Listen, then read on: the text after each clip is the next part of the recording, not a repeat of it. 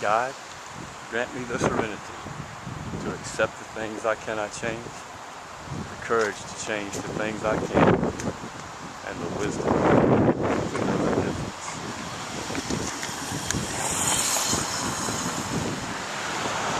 You know, I've had a lot of my friends in the past almost 18 months now, since I've gotten into recovery. They ask me what made me turn to alcohol and drugs in the first place. And I've done a lot of soul searching about this. I wanted to make a video so maybe it can help someone else out there who may have been going through or is going through the same issues that I had and continue to struggle with to this day.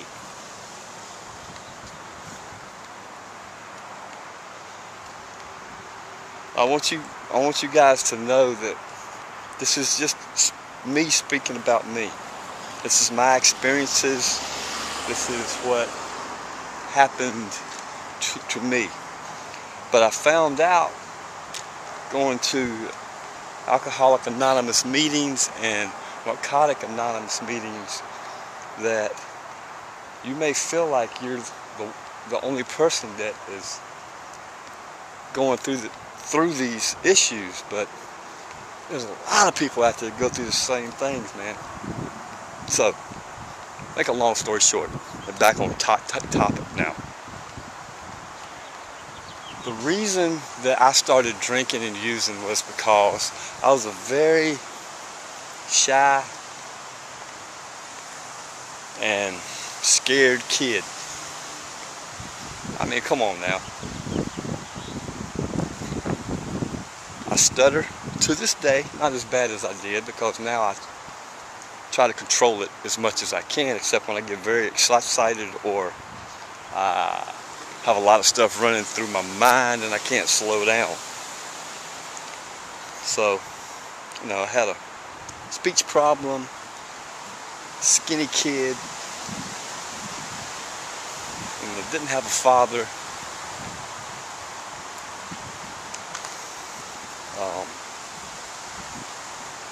Grew up in a small town in the South. You know, I used every excuse in the book. When I got into recovery, I realized it was because I had low self-esteem and because I was a people pleaser. And I was a follower. I wasn't a leader. Plus, I liked the effects I got from it, you know. When I drank or I used, it gave me that added boost of confidence I've been looking for.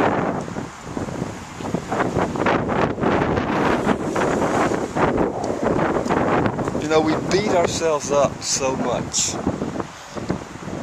You know, next morning when you wake up, you got that hangover.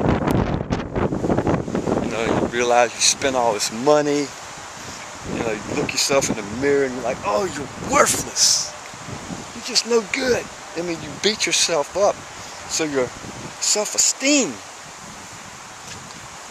sinks even lower. But addiction has grabbed you around the throat so tightly.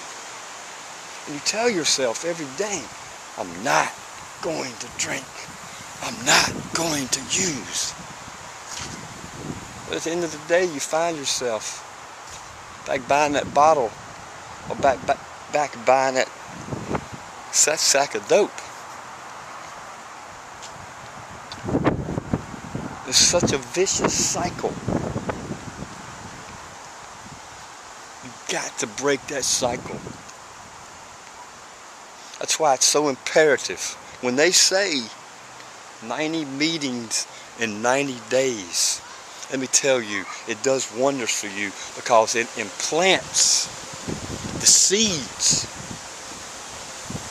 of spirituality It brings your morals back to the forefront of your mind. You start interacting with people again, sober people.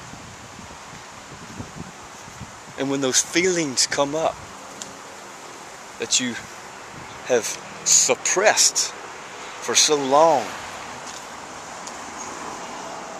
you now have a fellowship, and you have the tools in your toolbox to understand what's going on, and you can work on it. You can make yourself better.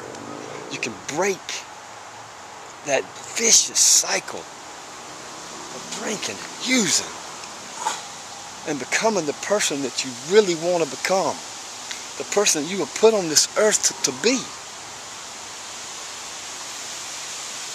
So I drank and used because I wanted to change who I was. I didn't like Ken. I didn't like the person I had become. That's why when you work the steps, when you start opening up your soul, your heart, you start talking with people, you start understanding things, realize that you cannot escape life. You have to accept life on life's terms.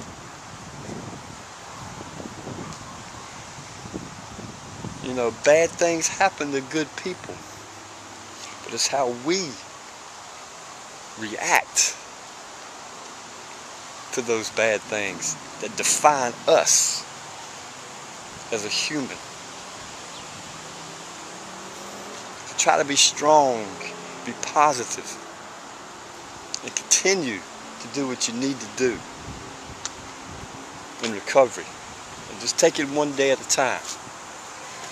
There's no rush. Take one day at a time. Peace and love to you all. Peace and love.